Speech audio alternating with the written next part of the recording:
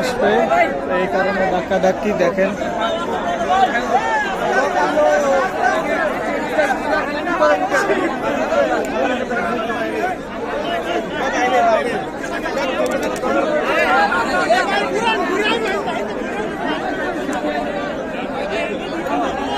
এখানে জেন্টস আসবে, সে কারণে আসলে ধাক্কাধাক্কি অনেক কিছু।